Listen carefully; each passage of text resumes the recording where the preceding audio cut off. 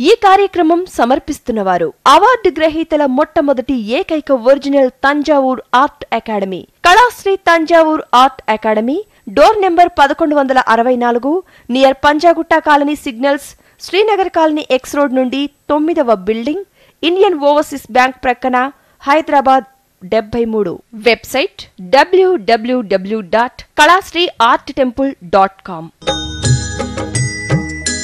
श्रीमन्नारायण नारायण हरि हरि, श्रीमन्नारायण नारायण हरि हरि, श्रीमन्नारायण नारायण हरि हरि, श्रीमन्नारायण नारायण हरि हरि.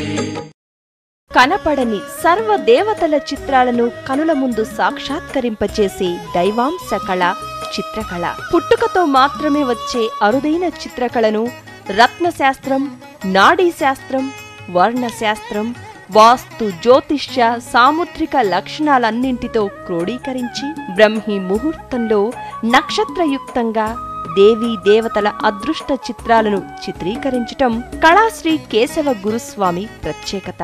వీరి తండ్రిగారైన గురుస్వామి సిద్ధయోగి శాస్త్రీయ చిత్రకారుడు కావటం చేత వారి నుండి వారసత్వంతో గురు శిష్య పరంపర సంప్రదాయ పద్ధతిలో యోగా, చిత్రకళను తీవ్ర సాధన చేసి వాటిని అభ్యసించారు. అంతేకాక తమిళనాడు ప్రభుత్వం నుంచి 9 డిప్లొమోలు మరియు దరిదాపు అన్ని రాష్ట్రాల నుండి జాతీయ స్థాయి అవార్డులు, రివార్డులు అందుకోవటం ఎంతో విశేషం. వీరి సంతానం కూడా చిత్రకారులే కావటంతో పాటు వీరు కూడా అవార్డ్స్ గ్రహీతలే కావటం మరో విశేషం. వీరి కుటుంబంలోనే పద్మశ్రీ, కళాశ్రీ అవార్డుల పంట పండింది.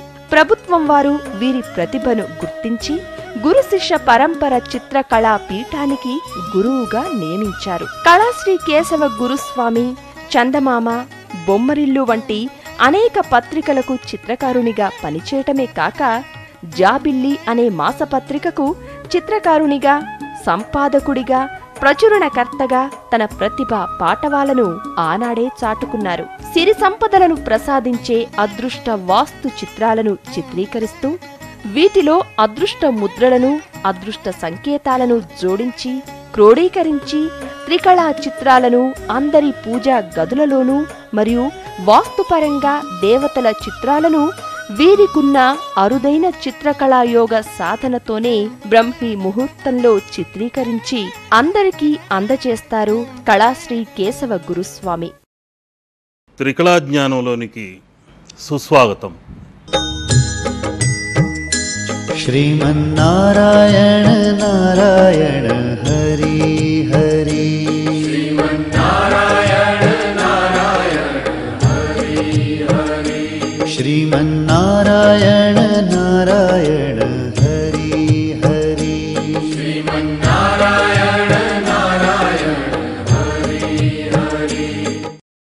గోపాలుడు బాల్యంలో ఉన్నప్పుడు పూతన అనే అసుర శక్తి తన చనుపాలలో విషాన్ని అందించి ఆ శ్రీకృష్ణుణ్ణి సంహరించాలని ప్రయత్నం చేసింది.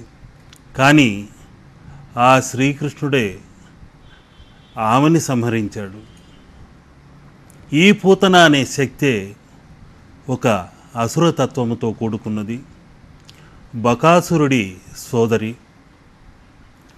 ఈ పూతన వాస్తు పూజా విధానంలో 3వ ఆవరణంలో పూతన శక్తిగా, దుష్టశక్తిగా, దానవ శక్తిగా ఆటంకాల్ని కలుగజేస్తుంటుంది. వాస్తుదోష నివారణకు ఈ పూతనకి శాంతి చేసి తొలగింపచేస్తుంటాము. లేకుంటే పై పూత గోడకున్న సిమెంటు పూతలన్నీ పగుళ్ళు వచ్చి వాస్తు దోషాలు కలుగుతాయి, గాలి నెర్రెలు వస్తాయని ఒక నానుడి ఉంది. అంతేకాకుండా బాల్యంలో చిన్నపిల్లలకి బాలారిష్ట దోషాల్ని కలుగజేసేది కూడా ఈ పూతన శక్తి. పుట్టిన వెంటనే మూడవ రోజు ఈ పూతన అనే దుష్టశక్తి తత్వంతో చిన్నపిల్లలు రోధిస్తూ వ్యాధిగ్రస్తులవుతుంటారు. మూడవ వారంలో కూడా అదేవిధంగా సంభవిస్తుంటుంది. మూడవ నెలలో కూడా బాలారిష్టాలను కలుగచేసేది కూడా ఈ పూతన శక్తి. మూడవ మాసంలో కూడా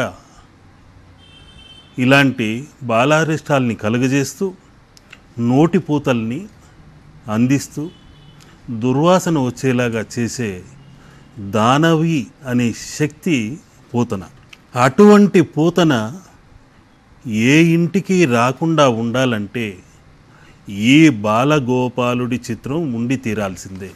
అందుకనే పూతన సంహారం చేసిన శ్రీకృష్ణుడిని చిత్రించేటప్పుడు ఎటువంటి బాలారిష్టాలు ఈ చిత్రం ఉన్న చోట ప్రవేశించకూడదు. అన్ని మేలు కలగాలి, మంచి కలగాలి. ఆ ఇంట్లో ఉన్న పిల్లా పాపలకి ఎటువంటి వ్యాధి సంబంధమైన రోగములు రాకుండా, అనారోగ్యం లేకుండా జ్ఞాన సంపన్నులై ఉండాలి అని మన 72,000 నాడుల్ని కేంద్రీకరించి బ్రహ్మీ ముహూర్తంలో చేయగలిగితే ఆ చిత్రం ఏ ఇంటనైతే ఉంటుందో ఆ ఇంట్లోకి పూతన అనే దానవ శక్తి లోనికి ప్రవేశించదు. అది బాలరూపంలో ఉండి దుస్తులు లేకుండా చిన్ని కృష్ణయ్యగా కనిపిస్తే ఆ పూతనకు మహా భయం. కొందరు ఇదేంటండి బట్టలు లేకుండా శ్రీకృష్ణుడిని చిత్రించారు, మాకు మరోలా ఉంది, బట్టలు ధరించిన చిత్రం ఇవ్వండి అని మొహమాట పడుతుంటారు. కానీ దీనిలోని పరమార్థం అదే. ఎక్కడైతే బాలగోపాలుడుంటాడో ఆ చోటల్లా పూతన అనే దానవ శక్తి ప్రవేశించదు. ఇది ముఖ్యంగా మీరు గుర్తుంచుకోవాలి. గోడకున్న పూత పగుళ్ళు రావు, నోటి పూతలంటూ రావు. ఇటువంటి మహాదుష్టతత్వమైన పూతన శక్తిని పారద్రోలేదే శ్రీకృష్ణ తత్వం అని మీరందరూ గుర్తుంచుకోవాలి. చిన్ని కృష్ణయ్యగా మీ ఇంట్లోని బాలరూపంతో ఆయన్ని ధ్యానించండి. అంతేకాని మరొకలా భావించకుండా ఆ పూతన అనే దుష్టశక్తిని పారద్రోలే తత్వముతో ప్రతిష్ఠ చేయండి. తప్పనిసరిగా మీ ఇంట్లోనికి అదృష్ట తరంగాలు ప్రవేశిస్తాయి, కానీ పూతన అనే దుష్టశక్తి రాకుండా తొలగిపోతుంది. కృష్ణుడు శరీరం అయితే రాధ ఆత్మగా మారింది.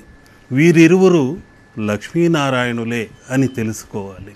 కొన్ని కథనాల ప్రకారం రాధ మేనత్త అని, వివాహిత అని రకరకాల వదంతులు ఉన్నా మొట్టమొదటి ప్రేయసి, ప్రియురాలు, శిష్యురాలు, భక్తురాలు, ఆయన సగభాగము, మనోభాగము, ఆత్మభాగము సర్వము రాధే అన్నది మనం తెలుసుకోవాలి. బృందావనానికి ఆమె మహాలక్ష్మి లాంటిది. ఆ శ్రీకృష్ణుడి వక్షస్థల నివాసిని రాధ. ఈ రాధ మరొక పేరును కూడా పిలువబడుతుంది, సుస్మిత లేక సాస్మిత అని కూడా అంటారు. ఈమె లక్ష్మి యొక్క కేశముల మూల కేంద్రముల నుండి ఆవిర్భవించింది. అందువలననే బృందావన లక్ష్మిగా ఆరాధిస్తుంటారు. ఆ తులసి కోటలకు అధిదేవతగా కూడా ఆరాధిస్తుంటారు. అటువంటి రాధ లక్ష్మి కాకుండా మరేమవుతుంది? కొందరు రాధాకృష్ణుల్ని పెట్టుకోవడానికి కూడా కాస్త వెనుకాడుతుంటారు. ఆ మురళీ మనోహరుడి గీతిక ఆ రాధయే లక్ష్మి అన్నది మనందరం గుర్తించి రాధాకృష్ణుల చిత్రం లక్ష్మీనారాయణుల చిత్రంగా భావించాలి. కాబట్టి నిర్భయంగా మనం రాధాకృష్ణుల చిత్రాన్ని లక్ష్మీనారాయణ తత్వంతో పూజించాలే కానీ మరొక భావంతో కాదు. ఆ వేణుగానం యొక్క మాధుర్యాన్ని మనం అనుభవించాలి. నిజమైన కృష్ణుడు ఆ చిత్రం నుండి దిగివచ్చి మనల్ని లాలించి పాలించినట్లు భావించాలే కానీ మరొక దురుద్దేశంతో కాదు. వేణువు ఊతున్నట్టు కృష్ణుడు ఇంట్లో ఉంటే ఏదో మొత్తం గాలి కొట్టుకుపోతుందట కదా అని ఈ మధ్య కొన్ని ఉదంతాలు ఉన్నాయి. అటువంటిది ఏమీ లేదని మనం గుర్తించాలి. ఆ వేణువులోని సప్త నాడులే మన షట్చక్రాలకు సహస్రార చక్రానికి ప్రతీక. श्रीमन्नारायण नारायण हरि हरि श्रीमन्नारायण नारायण हरि हरि श्रीमन्नारायण नारायण हरि हरि श्रीमन्नारायण नारायण हरि हरि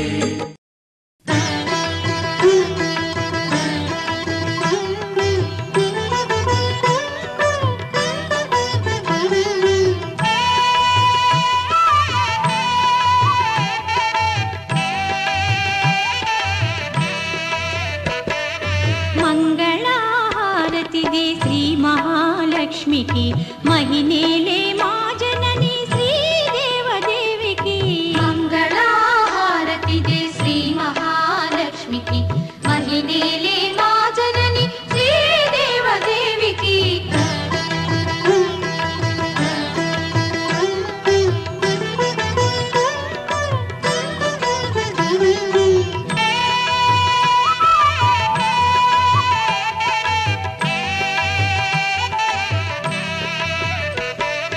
అరుణారుణ కాంతి హేళ అలమేలు మంగకు వెంకటేశ హృదయ రాణి పద్మావతి దేవికి.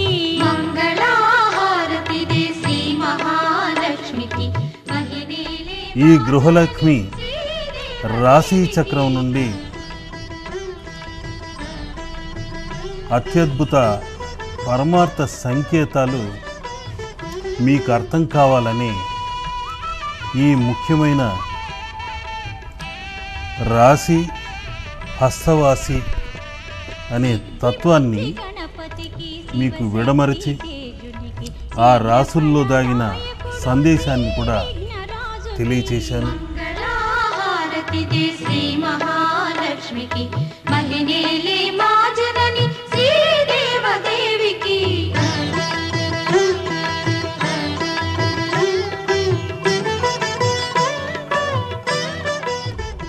ఒకరు వండిన వంట అద్భుతంగా ఉంటే ఆమె హస్తవాసి చాలా బాగుంటుందండి. ఏం చేసినా మధురంగా వండుతుంటుంది అంటుంటారు. అంటే వారి కరములలో నుండి అదృష్ట వరములు అనేవి నిత్యం ప్రసరిస్తుంటాయి. అదే పాజిటివ్ ఎనర్జీ అన్నది. అటువంటి తరంగతత్వమైన గృహలక్ష్మి రాశి చక్రం ఈరోజు మనం ఇక్కడ దర్శించుకుంటున్నాం.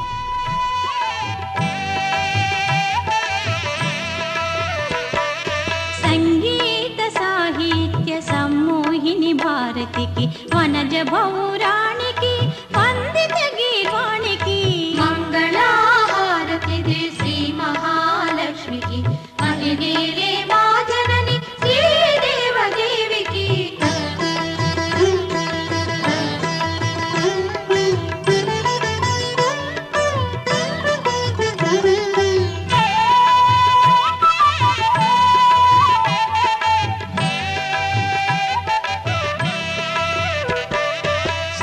సౌందర్యలహరికి శ్రీరాగవల్లరికి సంతోషదాయిని సంతోషి మాతకు. మంగళహారతిదే శ్రీ మహాలక్ష్మికి మహినేలే మా జనని శ్రీదేవదేవికి.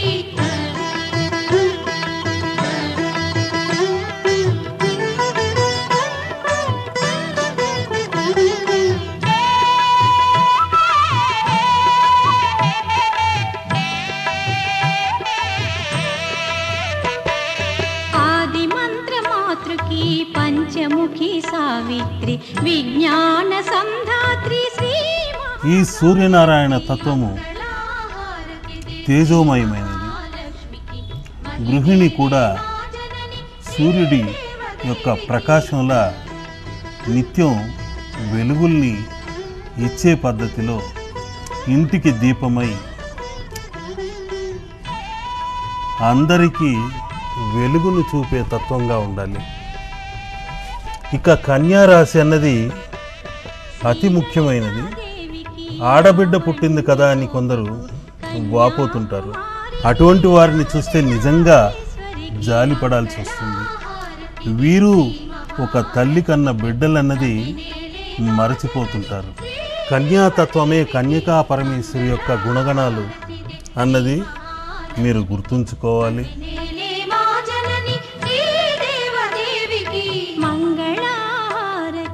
ఈ తులారాశి తత్వంతో స్త్రీ ప్రతి ఒక్కరిని సమతుల్యంతో చూస్తూ సమ వర్ణతత్వముతో ఇంటిని అలంకరిస్తూ అందరినీ ఆదరణతో చూస్తూ సమాజంలో మంచి గృహిణిగా పేరు తెచ్చుకోవాలి. తప్పు ఉప్పు అన్న త్రాసులు బేరీజు వేసుకుంటూ ముందడుగు వేయాలి. అప్పుడే ఒక స్త్రీ నిజమైన గృహలక్ష్మిగా మారుతుంది.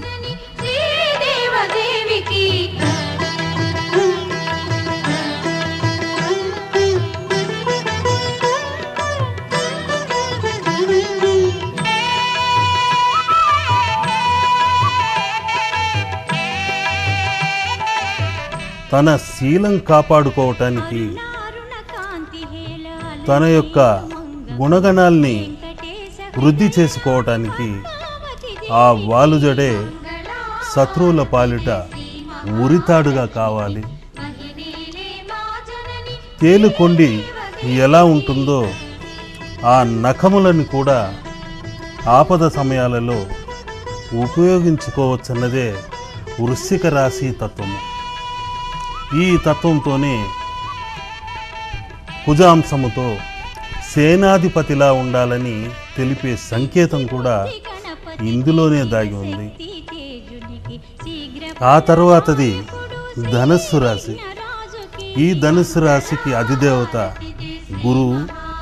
ఒక గృహిణి ఇంట్లో ఉన్న వారందరికీ గురుతర బాధ్యతతో వారికి ఒక లక్ష్యం అనే బాణాన్ని ఎక్కుపెట్టి వారికి జీవితాశయం తెలిపి గమ్యాన్ని తెలిపి ఆ దిక్కుకి మీరు పయనిస్తే మంచిదని సలహా ఇస్తూ ప్రోత్సహిస్తూ ఉత్తేజపరుస్తూ ముందడుగు వేయమని తెలిపితే అదే గురుతత్వము. ఆ తర్వాతది మకర రాశి తత్వము. మకర రాశి మొసలి. ఆ మొసలి జలంలో ఉన్నంతసేపు బలం ఎక్కువ ఉంటుంది. అలాగే స్త్రీ కూడా ఆ గృహంలో బలమైన మకర తత్వంతో ఉండాలి. పట్టుదలగా పట్టు విడవక ఇంటి గుట్టును కాపాడుకుంటూ ప్రతి విషయంలోనూ మకర తత్వంతో ముందడుగు వేసేందుకు పోరాడాలి. అదేవిధంగా కుంభరాశి తత్వము ఇలా నిండు కలశంలా కొబ్బరి నీరు ఎలా స్వచ్ఛంగా ఉందో మనసును కూడా అలా ఉంచుకొని ఒక ఇల్లాలు గృహలక్ష్మిలా ఒక లక్ష్మీకరమైన మంగళకరమైన కుంభకలశంలా నిండు ఇల్లాలుగా ఇంటికి దీపమై ఉండాలన్నదే ఇందులోని పరమార్థము సంకేతము. ఆ తర్వాతది మత్స్యావతార తత్వము మీనరాశి తత్వము. ఈ మీనరాశి తత్వమే గురువు యొక్క ఆధిక్యం ఉన్నది. ప్రళయకాలములో శ్రీమన్మహావిష్ణువు జీవకోటిని ఒక నావలో ఒక ఆ దరికి చేర్చిన తత్వం ఇది.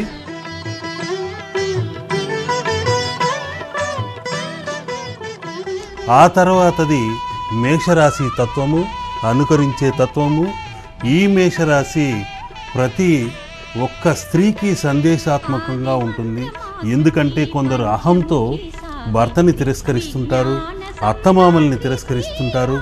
ఆ విధంగా వారిని అనుసరించి ఈ మేషరాశి తత్వముతో నడుచుకుంటే తప్పనిసరిగా వారు మంచి ఇల్లాలుగా కొనియాడబడతారు. సమాజంలో మంచి గృహిణిగా, గృహలక్ష్మిగా ఆదరించబడి గుర్తించబడతారు. ఇక వృషభ రాశి తత్వం. వృషభ రాశి అన్నది నందిని తెలిపేది, కామధేనువును సూచించేది. అటువంటి తత్వమైన ఈ కామధేనువుల కోరినవన్నీ అందిస్తూ, సహాయ సహకారాలు అందిస్తూ, ఇంట్లోని వారందరికీ చేదోడు వాదోడుగా ఉంటే ఆమె నిజమైన ఇల్లాలు, ఆమె కామధేనువు లాంటి తల్లి. ఈ మిథున రాశిలాగా భార్య వేరు భర్త వేరు అంటూ కలహాలతో నిత్యం ఒక ఇంటిని నరకం చేసుకుంటుంటారు. ఆ విధంగా కాకుండా శివుడు పార్వతి అర్ధనారీశ్వర తత్వముతో ఉన్నారు. ఒకరు లేనిదే మరొకరు లేరన్నది కూడా మనం గుర్తుంచుకోవాలి. ఆ విధమైన అర్ధనారీశ్వర తత్వమే ఇక్కడున్నది. ఈ నారీకేళంలోని గృహలక్ష్మి, వరలక్ష్మి అన్ని ఇళ్లలోనూ మనకు సాక్షాత్కరిస్తూనే ఉంటుంది. కాబట్టి ఇంట్లోని స్త్రీ వరలక్ష్మిగా గుర్తించి ఆమెకు సహాయ సహకారాలు అందిస్తే ఆ స్త్రీ కూడా వారికిచ్చిన ఉన్నత స్థానాన్ని కాపాడుకుంటూ ఇటువంటి నారీకేళము, అందులోని జలము ఎంత పరిశుభ్రతతో, తెల్లటి వర్ణముతో స్వచ్ఛంగా పరిశుభ్రంగా ఉందో అదేవిధంగా స్త్రీ కూడా మంచి సంస్కారవంతమైన పద్ధతిలో ఇంటిని తీర్చిదిద్దుకునేలా మంచి గృహిణిగా పేరు తెచ్చుకుంటే ఆ ఇల్లు నిజంగా స్వర్గంగా మారి తీరుతుంది.